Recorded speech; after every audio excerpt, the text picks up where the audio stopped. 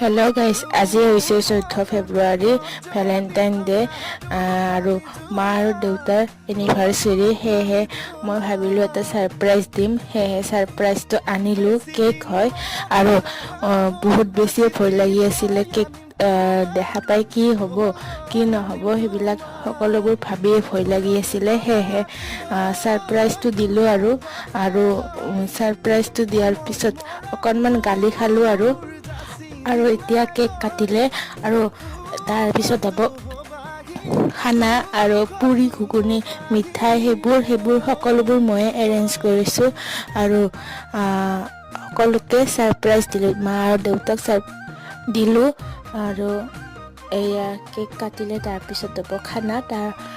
আৰু মোৰ মিনি ব্লগটো এইখিনি আপোনালোকে কেনেকুৱা পালে জনাব আৰু আজিলৈ আহিছোঁ বাই। অকণমান গালি খালোঁ বাই, আজিলৈ আহিছোঁ।